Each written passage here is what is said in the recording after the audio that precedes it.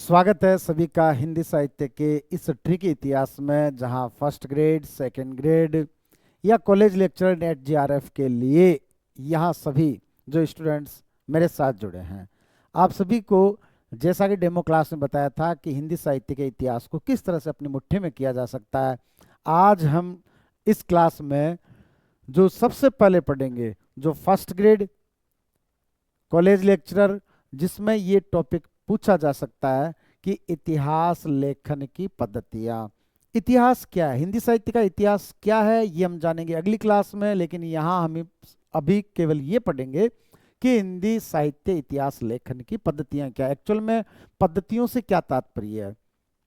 जब भी हिस्ट्री लिखी जाती है, फॉर एग्जाम्पल अकबर, महाराणा प्रताप या बाबर, हुमायूं, इन सब की जब हिस्ट्री लिखी गई थी, अंग्रेज यहाँ पर आए थे, तो उनकी हिस्ट्री लिखने का एक तरीका क्या होता है। क्या हम सबसे पहले अंग्रेजों का इतिहास लिखेंगे, उसके बाद में बाबर का, फिर महाराणा प्रताप का, फिर हुमायूं का, या फिर इनके लिए कोई एक मेथड होना चाहिए कि सबसे पहले किसका लिखा जाना चाहिए, उसके बाद में किसका, या फिर कोई एबीसीडी के अनुसार, या फिर और कोई कि जिनका सबसे ज्यादा अच्छा प्रभाव पड़ा समाज पर उनको पहले, फिर जिनका कम पड़ा फिर कम पड़ा, राजनीतिक या सामाजिक, जैसा भी कौन सा ऐसा मेथड या पद्धति होनी चाहिए जिससे इतिहास को लिखा जाए।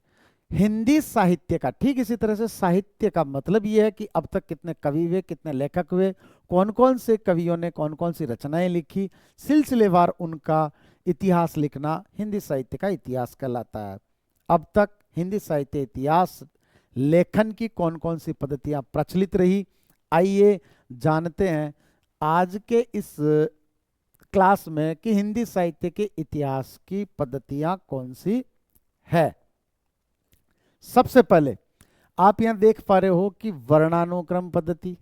ये वर्णानुक्रम पद्धति होती क्या है, क्योंकि यहां लिखा हुआ वर्णानुक्रम पद्धति, इसका अर्थ ये हो गया कि इसमें दो शब्द हैं, और वो दो शब्द कौन से हैं, वो दो शब्द हैं नंबर एक शब्द वर्ण और एक शब्द अनुक्रम, एक वर्ण को फॉलो करती हुई।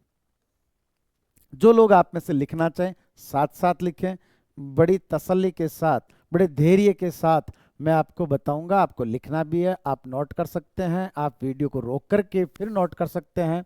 वर्ण अनुक्रम, आपको पता हो तो इंग्लिश की डिक्शनरी या हिंदी का शब्दकोश किस तरह से तैयार होता है कि आप सबसे पहले जो नाम लिखेंगे, जैसे अज्ञेय, जो ऐसे प्रारंभ होता है, फिर उसके बाद में आप कै ख ग गए वहां पहुंचेंगे तो कबीर का नाम आप बाद में लिखेंगे। ठीक इसी तरह से यदि आप गंग कवि लिखना चाह रहे हैं तो ग से होने के कारण उसको बाद में लिखेंगे। तो ये इसको कहा जाता है वर्णानुक्रम पद्धति।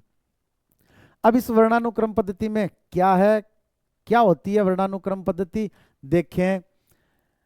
जैसा मैंने आपको बताया, वह पद्धति जिसमें रचनाकारों का परिचय वर्णमाला, सॉरी, वह पद्धति जिसमें रचनाकारों का परिचय वर्णमाला के वर्णों के अनुक्रम से दिया, वर्णों के अनुक्रम से दिया जाता है, उसे वर्णानुक्रम पद्धति कहते हैं। तो ये तो हो गई हमारी एक बात।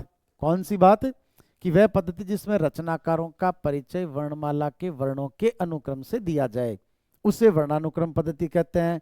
आगे की बात देखें,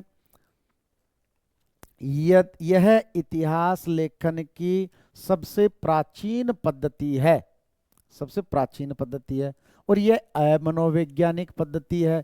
अमनोवैज्ञानिक क्यों है, अमनोवैज्ञानिक पद्धति इसलिए है, इसका दोष क्या है कि यदि वर्णमाला के क्रम से अगर दिया जाए तो कितना बड़ा झोल हो जाता है।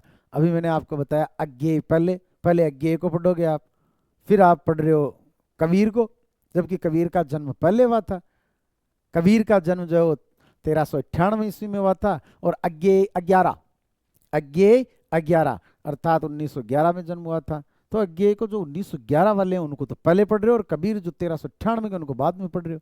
फिर आप गंग कवि को पढ़ रहे हो, फिर आप पढ़ोगे तुलसी को, और फिर पढ़ोगे सूर को, जो सूर पहले हुए थे तुलसी बाद में हुए थे। अगर आप पहले पढ़ रहे हो अकबर को और बाद में पढ़ रहे हो बाबर को, तो ये इतिहास में बहुत बड़ा झोल हो जाएगा। इसलिए वर्णानुक्रम पद्धति जो है वो अमनोवैज्ञानिक पद्धति है। ये कौन सी पद्धति है? ये अमनोवैज्ञानिक पद्धति है। इसे हम अमनोवैज्ञानिक पद्धति कहेंगे।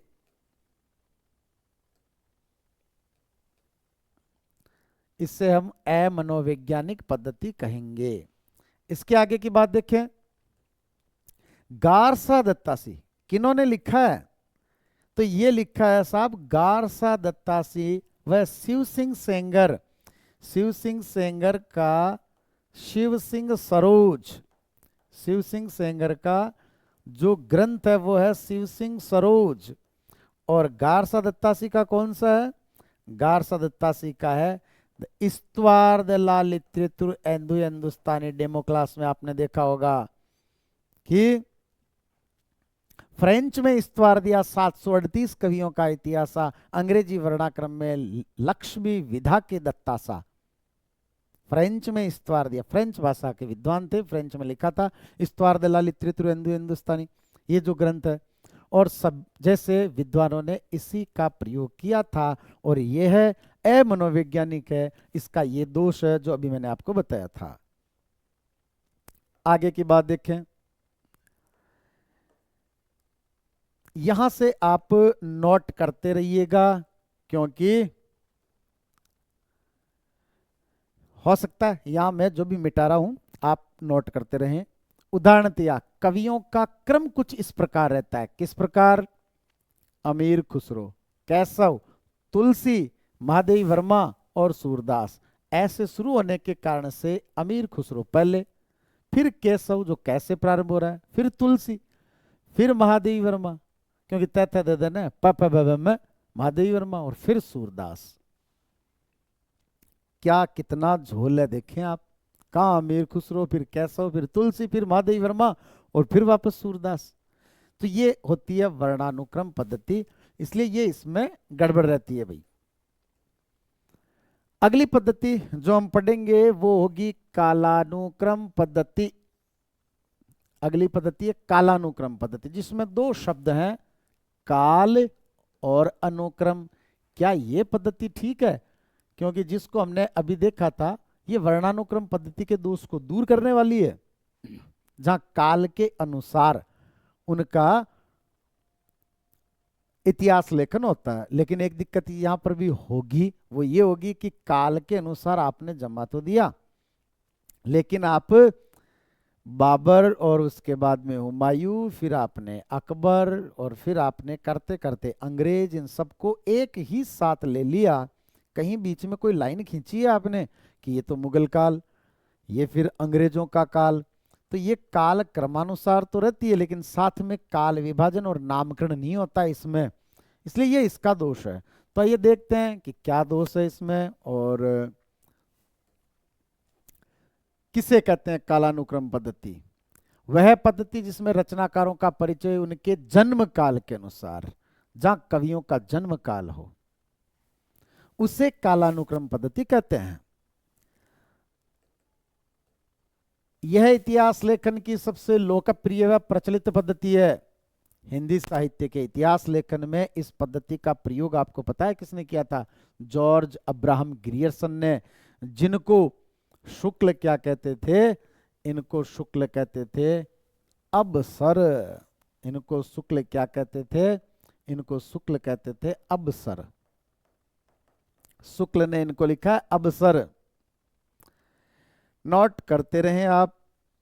जॉर्ज अब्राहम ग्रियर्सन, और इनकी पुस्तक का नाम क्या है? The modern vernacular literature of Hindustan नामक ग्रंथ में किया।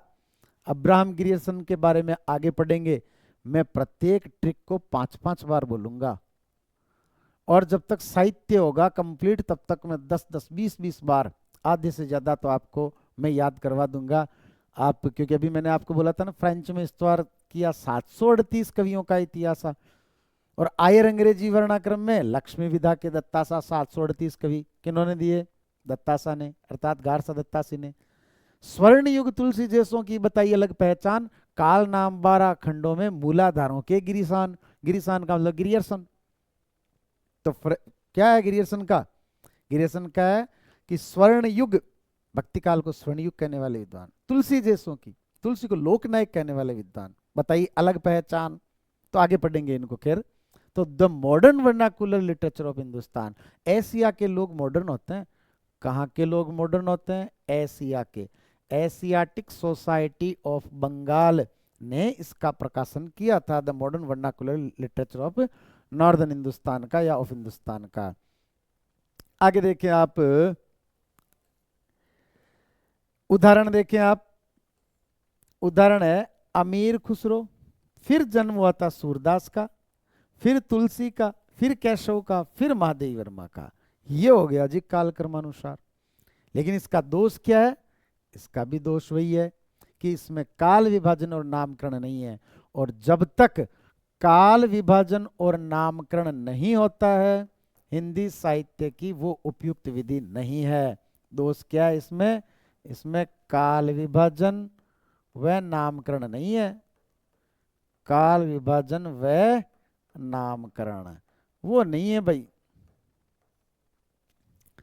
काल विभाजन और नामकरण नहीं है इसमें। तो काल विभाजन व नामकरण का नहीं होना ये इसका दोष है। उम्मीद है ये बात समझ में आ रही होगी आपके। आगे देखें क्या होता है काल विभाजन, क्या होता है नामकरण, ये हम आगे जानेंगे कि काल विभाजन और नामकरण किसे कहते हैं। अगली बात देखें, आलोचनात्मक पद्धति, जो किस शब्द से बना है? आलोचना। आलोचना का मतलब ये है, आलोचना का अर्थ किसी तरह से आप दोष से न लें। ऐसा नहीं है कि आलोचना का दोष होता है। दोष और गुण दोनों होते हैं भाई आलोचना में। तो किसी रचना का गुण और दोष दोनों बताना वो होता है आलोचना। नाम लेते ही वैसे याद आना चाहिए आपको, रामालोचना 2 खंडों में भक्ति तक ही सिमट गए। अब रामालोचना शब्द का अर्थ क्या है? राम कुमार वर्मा ने हिंदी साहित्य का आलोचनात्मक इतिहास नामक ग्रंथ लिखा था, 1938 में लिखा था ये। तो रामालोचना 2 खंडों में, 2 खंडों में ये पुस्तक, इनका ग्रंथ प्रकाशित होना था, लेकिन भक्ति तक ही सिमट गए। भक्ति काल तक ही लिखा, आगे नहीं लिख पाए। 5 कालों की हुबहू बातें शुक्ल की ही कह गए। ऐसा कहा जाता है कि शुक्ल का ही लगभग अनुकरण है। तो अगर प्रश्न पूछ लिया जाए कि आचार्य रामचंद्र शुक्ल का ही लगभग अनुकरण निम्न में से किस साहित्य इतिहासकार के द्वारा किया गया? राम कुमार वर्मा। तो आगे पढ़ते हैं अपन कि आलोचनात्मक पद्धति क्या होती है। वह पद्धति जिसमें रचनाकारों के परिचय से ज्यादा रचनाओं के गुण दोष बताने पर बल दिया जाता है। किसी रचनाकार का परिचय, उसका जन्म कब हुआ, कहां हुआ, बजाय इसके रचनाओं के गुण दोष बताने पर बल दिया जाता है, उसे आलोचनात्मक पद्धति कहते हैं। अगली बात देखें आप, इस पद्धति का प्रयोग सर्वप्रथम डॉक्टर रामकुमार वर्मा ने हिंदी साहित्य का आलोचनात्मक इतिहास में किया। अभी मैं जिसकी बात आपको बता रहा था कि डॉक्टर रामकुमार वर्मा ने हिंदी साहित्य का आलोचनात्मक इतिहास इस पर किया था। उदाहरणतया जैसे अभी जिस उदाहरण की बात कर रहे थे, तुलसी की रामचरितमानस अन्य रचनाओं से श्रेष्ठ क्यों? क्यों है वो श्रेष्ठ? क्या इसमें गुण है? अन्य रचनाओं में ऐसे क्या दोष रह गए, या फिर रामचरितमानस में कुछ दोष हैं या नहीं है? इस तरह का कुछ जहां जिस पद्धति से ये किया जाता है, ये आलोचनात्मक पद्धति कहलाती है, और इसको डॉक्टर रामकुमार वर्मा ने किया था। अगली बात देखें आप, अगली पद्धति है भाई वैज्ञानिक पद्धति। आपको पता हो तो भारतीय संस्कृति में सबसे पहले, भारतीय संस्कृति में जो सबसे पहले जो भी पहला वैज्ञानिक परीक्षण हुआ था वो कौन सा था? वो था भगवान गणपति का, भगवान गणेश का। जिस समय भगवान शिव ने गणेश का, विनायक का, गणपति का मस्तक काट दिया था, ऐसी हमारी पौराणिक मान्यताएं हैं। और फिर पार्वती के द्वारा कहने पर, अनुरोध करने पर, रुष्ट हो जाने पर शिव ने, भगवान शिव ने ऐसा अपने गणों को निर्देशित किया कि जो भी मिले उनका मस्तक लेकर के आओ। और फिर हाथी का लेकर के आए थे और इसलिए वो गजानन कहलाए। तो ये सबसे पहला वैज्ञानिक परीक्षण हुआ था। तो याद रखना, हिंदी साहित्य का वैज्ञानिक इतिहास डॉक्टर गणपति चंद्र गुप्त का लिखा हुआ है। डॉक्टर गणपति चंद्र गुप्त। आगे देखें, इतिहास लेखन की वह पद्धति जिसमें शास्त्रीय मान्यताओं,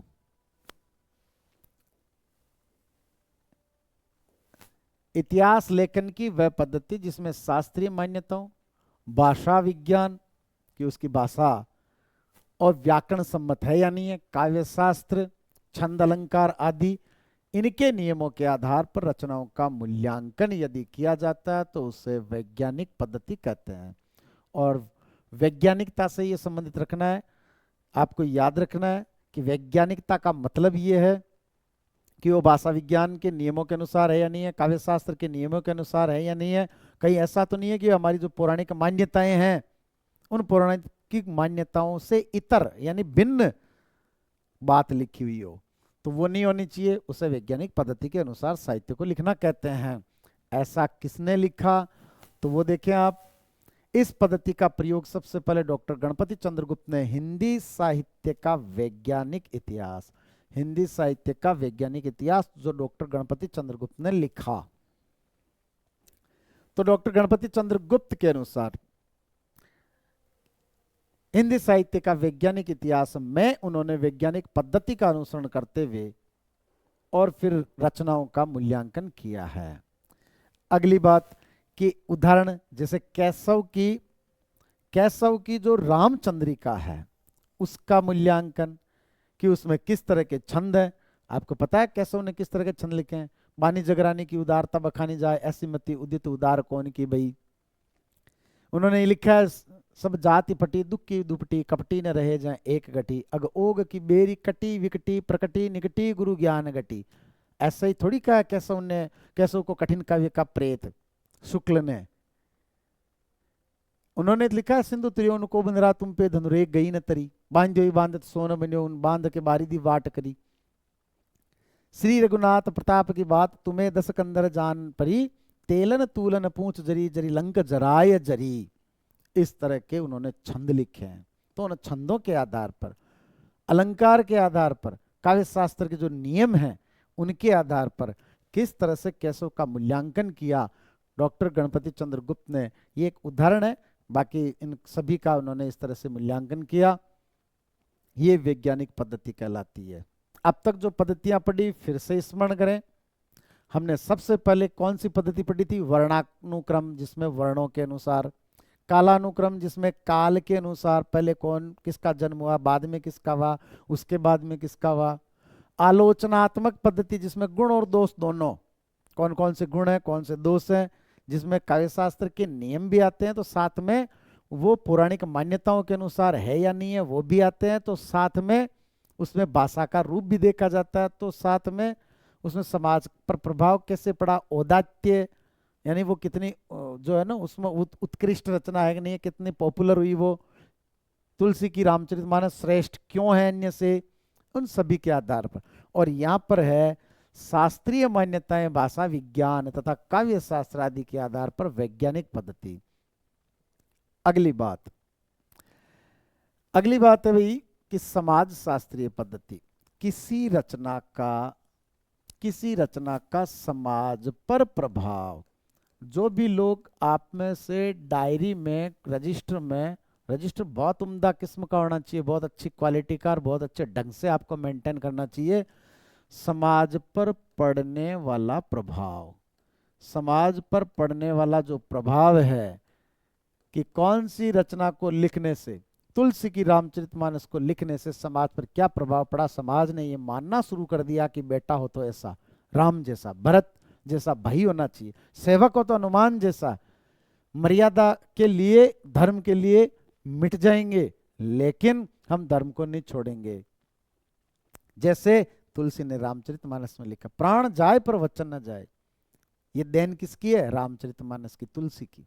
उनकी रचना का समाज पर कितना गहरा प्रभाव पड़ा, किसी रचना का कितना, बिहारी की रचना का प्रभाव इतना पड़ा कि लोगों में रसिकता का भाव पैदा हुआ, लोगों में, कवियों में एक रुझान बढ़ा। भारतेंदु ने जो ही गद्य में लिखना प्रारंभ किया और गद्य के प्रति रुझान बढ़ा। महावीर प्रसाद द्विवेदी ने जो ही खड़ी बोली के परिष्कार के लिए प्रयास किया, सरस्वती पत्रिका का जो उन्होंने 1903 से 1920 तक उन्होंने उस पत्रिका का प्रकाशन किया, उस दौरान खड़ी बोली के प्रति कितनी जागरूकता बढ़ी।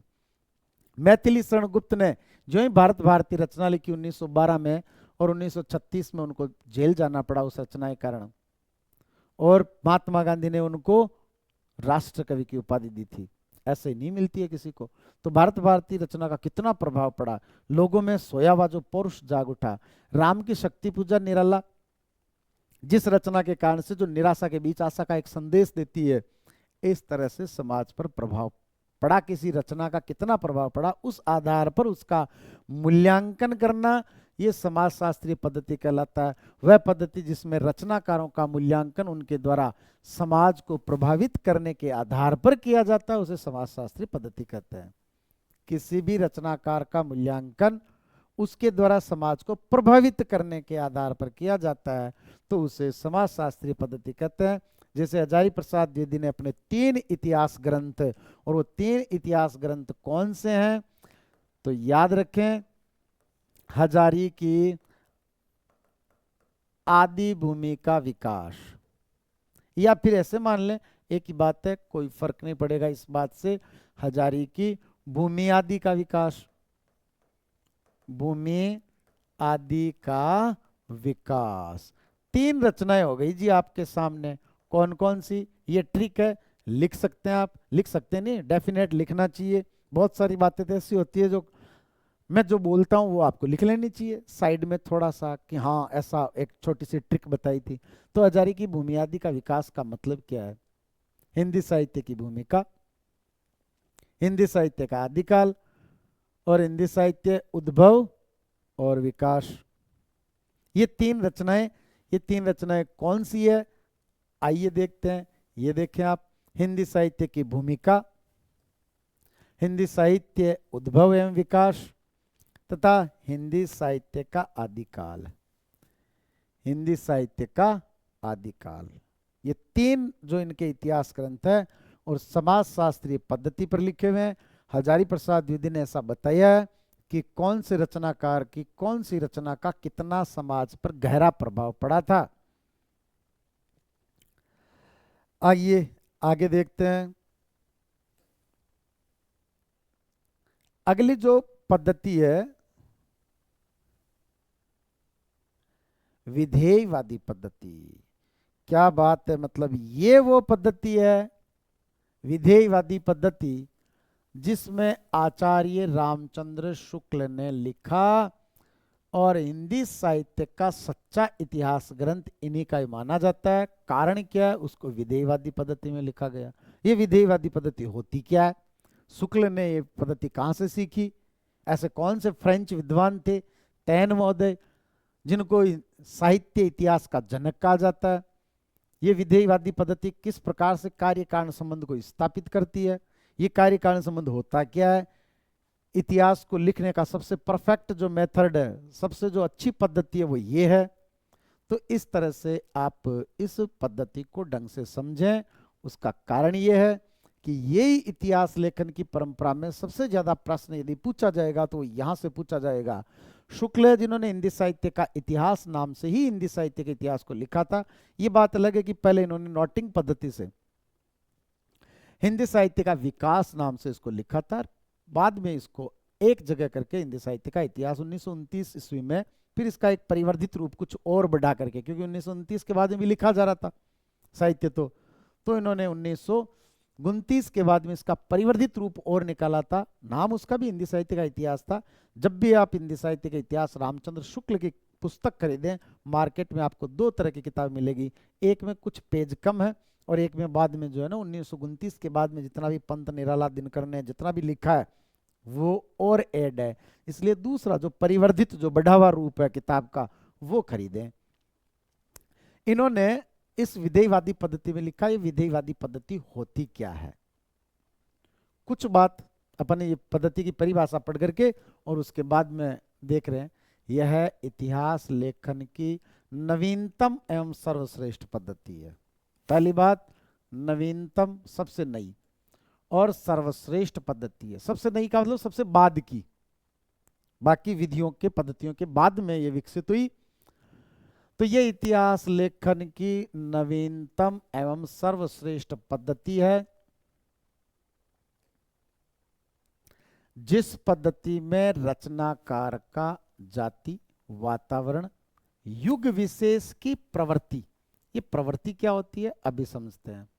भाषा का विकास क्रम, कैसे कैसे भाषा का विकास क्रम होता गया कि देखो साहब, पहले किसी समय संस्कृत आम बोलचाल की भाषा थी, उसके बाद में जो भाषा आई वो थी पाली, फिर उसके बाद में प्राकृत, और फिर प्राकृत के बाद में अपभ्रंश, और फिर अपभ्रंश से बदलती हुई किस तरह से हिंदी भाषा ने जन्म लिया, हिंदी भाषा का किस तरह से उद्भव हुआ ये भी बताया जाए, जिसमें न केवल साहित्य में कौन कौन से लेखक और कवि वे और कौन कौन सी उन्होंने रचनाएं लिखी, केवल ये नहीं बल्कि ये बताया जाए कि उस रचनाकार ने जिस समय रचना लिखी थी उस समय वातावरण कैसा था, धार्मिक रूप से कैसा था, धर्म के प्रति लोग कितना जागरूक थे या नहीं थे, नास्तिक थे, आस्तिक थे या मिश्रित रूप था, समाज कैसा था, चोरी डकैती होती थी या नहीं होती थी, गरीबी कितनी थी, लोगों में ईमानदारी का भाव कितना था,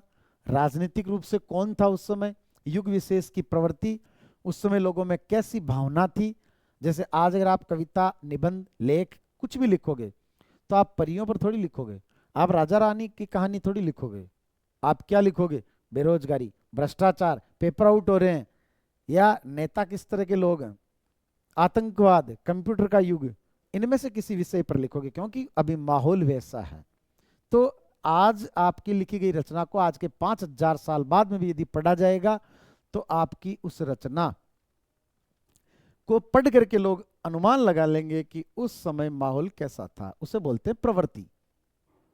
भाषा का विकास क्रम, 5000 साल बाद में हिंदी का रूप तो बहुत बदल जाएगा, तो क्योंकि भाषा परिवर्तनशील है, तो आपकी उस रचना को पढ़ करके फिर आपके बाद की 100, 200, 500 साल की बाद की, फिर 1000 साल, 2000 साल बाद की रचनाओं को पढ़ करके ये अनुमान लगा जाएगा भाषा का रूप कैसे कैसे बदलता गया, भाषा किस तरह से विकसित होती गई, शास्त्रीय मान्यताएं, जो पौराणिक मान्यताएं तथा रचनाकार की समाज को देन, सबका शामिल रूप आ रहा है। यहां देखो आप, आदि आधार पर रचनाकार का मूल्यांकन किया जाता है, उसे विधेयवादी पद्धति कहते हैं। और एक बात जो आपको इसमें ऐड करनी है, जहां जहां कार्य कारण संबंध हो, ये कार्य कारण संबंध क्या होता है ये मैं अभी बता रहा हूं आपको। जहां कार्य कारण संबंध हो, ऐसी पद्धति को कौन सी पद्धति कहा जाता है, उसे विधेयवादी पद्धति कहते हैं। तो जहां कार्य कारण संबंध हो और ये इतनी सारी बातें हो, जितनी भी पद्धतियां अभी तक अपन ने पढ़ी थी उन सब का रूप जो है ना वो शामिल हो चुका है यहां पर। देखें आगे अपन चलते हैं। साथ ही इस पद्धति में काल विभाजन तथा नामकरण के लिए बहुत महत्वपूर्ण बात है, काल विभाजन हो, नामकरण हो। ये काल विभाजन नामकरण क्या होता है अभी बताता हूं आपको। के लिए कार्य कारण संबंध को आधार बनाया जाता है, उसे विधेयवादी पद्धति कहते हैं। क्या है काल विभाजन और नामकरण, मैं दोनों चीज आपको समझा रहा हूं, इस बात को आप समझना कि काल विभाजन और नामकरण क्या होता है, उससे आप समझें। ये देखो आप, काल विभाजन और नामकरण किसे कहते हैं।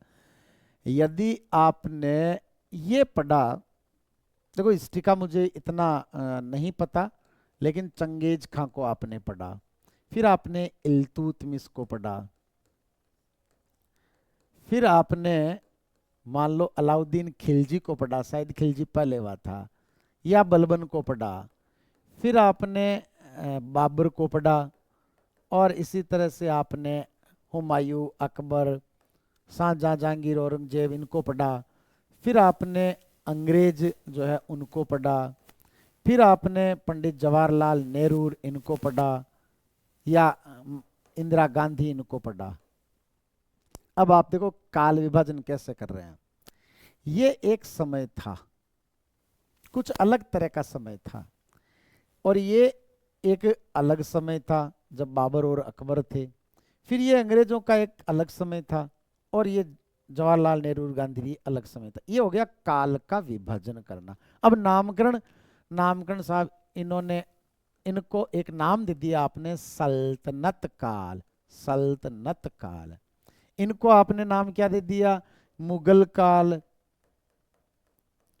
ये अंग्रेजों का काल, अंग्रेजी काल जो भी, और ये स्वतंत्र भारत का काल। ये आपने नामकरण भी कर दिया। जो ही नाम पढ़ा आपने, अपने आप एक पिक्चर बनती है। जैसे स्वतंत्र भारत, अच्छा 1947 के बाद का इतिहास, स्वतंत्र भारत से पूर्व का, अच्छा अंग्रेजों वाला समय, मुगल काल, अरे वो बाबर, हुमायूं, औरंगजेब और अकबर जब तक हुए थे तब तक का काल। तो उससे एक इमेज बनती है, एक पिक्चर बनती है, उससे एक मति बनती है पढ़ने के प्रति, एक नया एक मतलब अनोखा सा एक उसके प्रति वैसा एक दृष्टिकोण बनता है। तो ये होता है काल विभाजन और नामकरण। आइए आगे वापस चलते हैं अपन वहीं अपना विधेयवादी पद्धति पर। अब ये काल विभाजन और नामकरण होना कैसा चाहिए, ये होना चाहिए भाई आपका कार्य कारण संबंध को स्थापित करने वाला। वो क्या होता है कार्य कारण? देखो आपने, जैसे शुक्ल ने इस पद्धति का सबसे पहले प्रयोग किया था, रामचंद्र शुक्ल के वीर गाथा काल। नामकरण का आधार उस काल में युद्धों के दौरान वीर गाथात्मक घटनाएं थी, अर्थात कार्य कारण जहां संबंध हो, इस बात को ढंग से समझना। कार्य कारण, शुक्ल ने पहले काल का नाम क्या रखा, नाम रखा वीर गाथा काल। उन्होंने ये काम किया, क्या काम किया कि पहले काल का नाम रखा था वीर गाथा काल। इसका कारण क्या था भाई, क्यों रखा? क्योंकि उस समय वीर गाथाएं लिखी जा रही थी। वीर गाथाएं, वीर गाथाएं क्यों लिखी जा रही थी? क्योंकि उस समय युद्ध का वातावरण था। आपस में जब युद्ध होते थे तो जितने भी जो इनके जो राजकवि होते थे, जैसे पृथ्वीराज रासुक के रचिता चंद्रवरदाई, जो पृथ्वीराज चौहान के न केवल कवि थे, राजकवि, बल्कि उनके सखा थे, उनके मित्र थे और योद्धा भी थे। ये युद्धों में साथ जाते थे, तो सजीव वर्णन युद्धों का इन्होंने किया। ये बात अलग है कि इन्होंने जितने भी सजीव युद्धों का वर्णन, कि जितने भी इन्होंने इस तरह से किया, उसको क्यों अस्वीकार किया जाता है, क्यों शुक्ल के वीर गाथा काल नाम को अस्वीकार किया जाता है और आदिकाल नाम को स्वीकार किया जाता है, इनको हम पढ़ेंगे जब भी इतिहास लेखन की परंपरा पढ़ेंगे तब। लेकिन उम्मीद है कार्य कारण संबंध आपके बात समझ में आ गई होगी कि रामचंद्र शुक्ल के वीरगाथा काल नामकरण का आधार उस काल में युद्धों के दौरान वीरगाथात्मक घटनाएं थी, और इसलिए उन्होंने वीरगाथा काल नाम रखा। तो ये था भाई कार्य कारण संबंध। आज का जो चैप्टर है छोटा है, लेकिन समझें आप इस बात को। विश्व में इस पद्धति का प्रयोग सबसे पहले किसने किया था? फ्रांस के तैन महोदय ने किया। सबसे पहले इस पद्धति का प्रयोग किन्होंने किया था? फ्रांस के तैन महोदय ने। ये एक किसी गाइड में नाम लेना थोड़ा ठीक नहीं है, क्योंकि मिस प्रिंट, देखो प्रिंटिंग मिस्टेक हो सकती है। बेन महोदय छपा हुआ है, ये गलत है, सही नाम है तैन महोदय। उन्हें आधुनिक इतिहास का जनक माना जाता है। जो आधुनिक जितना भी जो साहित्य इतिहास लिखा जा रहा है या इतिहास लिखा जा रहा है, उसका जनक फ्रेंच विद्वान तैन महोदय को, फ्रांस के विद्वान तैन महोदय को माना जाता है।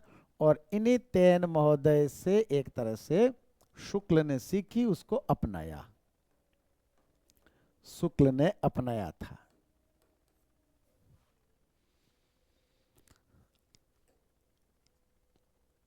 हिंदी साहित्य में इस पद्धति का प्रयोग सबसे पहले रामचंद्र शुक्ल ने हिंदी साहित्य का इतिहास ग्रंथ में किया। कौन से इतिहास ग्रंथ में?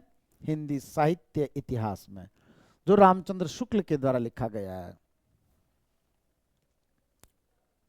आगे देखें, यहां तक की जो बात थी वो हिंदी साहित्य के इतिहास लेखन की परंपराओं की बात थी। हिंदी साहित्य के इतिहास लेखन की जो विधियां पढ़ी, मैं एक बार रिवाइज कर रहा हूं वापस झटाझट से। सबसे पहले हमने पढ़ा था वर्णानुक्रम पद्धति, जिसमें वर्णों को क्रम से जैसे हिंदी शब्दकोश के आधार पर लिखा जाता है, उस आधार पर लिखना वर्णानुक्रम पद्धति कहलाता है। और गार सदत्ता से शिव सिंह सेंगर ने इस पद्धति का अनुसरण किया था। कालानुक्रम पद्धति, जिसमें काल का अनुक्रम करते हुए, और इस पद्धति से ग्रियर्सन विद्वान ने लिखा था the modern vernacular literature of Hindustan नाम से। उसके बाद में हमने एक विधि पढ़ी थी जो थी आलोचनात्मक पद्धति, जिसमें गुण और दोष बताया जाता है, जिसमें कि रामचरितमानस श्रेष्ठ रचना क्यों है। और रामालोचना अर्थात रामकुमार वर्मा ने हिंदी साहित्य का आलोचनात्मक पद्धति में जो लिखा, आलोचनात्मक पद्धति में हिंदी साहित्य का आलोचनात्मक इतिहास 1938 ईस्वी में। इसके बाद में हमने एक विधि पढ़ी थी समाजशास्त्रीय, किसी रचनाकार की रचनाओं का समाज पर कितना गहरा प्रभाव पड़ा, इसका अनुसरण किया था, इस आधार पर लिखना, इसका अनुकरण किया था डॉक्टर हजारी प्रसाद द्विवेदी ने, जिनके 3 ग्रंथ हिंदी साहित्य का आदिकाल, हिंदी साहित्य की भूमिका और हिंदी साहित्य उद्भव और विकास, इस तरह से उन्होंने 3 ग्रंथ लिखे थे। हिंदी हजारी की भूमि आदि का विकास, इस तरह से याद रखा जा सकता है। फिर उसके बाद में हमने पढ़ा था एक वैज्ञानिक पद्धति, जो डॉक्टर गणपति चंद्र गुप्त ने हिंदी साहित्य का वैज्ञानिक इतिहास लिख करके उसका अनुसरण किया था, जिसमें यह देखा था उन्होंने कितनी शास्त्रीय मान्यताएं भाषा विज्ञान आदि के आधार पर, काव्य शास्त्र के नियमों के आधार पर उसका मूल्यांकन करना। लेकिन सर्वश्रेष्ठ और सबसे नवीन जो पद्धति है, जिसमें किसी प्रकार का कोई दोष नहीं है, वो है विधेयवादी पद्धति, जो फ्रेंच विद्वान तैन महोदय से शुक्ल को मिली। और उन्होंने हिंदी साहित्य का इतिहास नामक ग्रंथ लिखा था 1929 ईस्वी में, जिसमें विधेयवादी पद्धति का अनुसरण किया था। और ये विधेयवादी पद्धति, जिसमें उस समय माहौल क्या था, वातावरण क्या था, जिस समय उन्होंने रचना लिखी थी, उस समय प्रवृत्ति क्या थी, और उसका शास्त्रीय मान्यताएं, पौराणिक मान्यताएं, काव्य शास्त्र के नियम, भाषा विज्ञान, सब कुछ उसमें आता है। और साथ में सबसे महत्वपूर्ण बात होती है कार्य कारण संबंध। अगर आप किसी काल का नाम रख रहे हैं तो वो क्यों रख रहे हैं, उसका कारण आप बताते हुए लिखते हैं, वो होता है कार्य कारण संबंध। तो मित्रों, आज की इस कक्षा में हमने पढ़ा था हिंदी साहित्य इतिहास लेखन की पद्धतियां। अब अगली क्लास में हम पढ़ेंगे हिंदी साहित्य इतिहास लेखन की परंपरा, कि किस तरह से हिंदी साहित्य के इतिहास लेखन कहाँ से प्रारंभ हुआ था, किस विद्वान से प्रारंभ हुआ था, लेकिन जो जिन विद्वान ने प्रारंभ किया था, क्या वो बिल्कुल ठीक और उचित माना जा सकता है इतिहास ग्रंथ, कहाँ कहाँ से इन लोगों ने, जितने भी जो थे, गार सदत्ता सिंह, ग्रियर्सन, मिश्र बंधु या शिव सिंह सेंगर, रामचंद्र शुक्ल, हजारी प्रसाद द्विवेदी, नगेंद्र राम कुमार वर्मा, इन्होंने ये इतिहास लिखते समय ये संदर्भ कहाँ से उठाए, ऐसे कौन से ग्रंथ है, उन जहां से उठाए उनको इतिहास ग्रंथ क्यों नहीं माना जाता है, आदि सभी बातें पढ़ेंगे अगली क्लास में। धन्यवाद।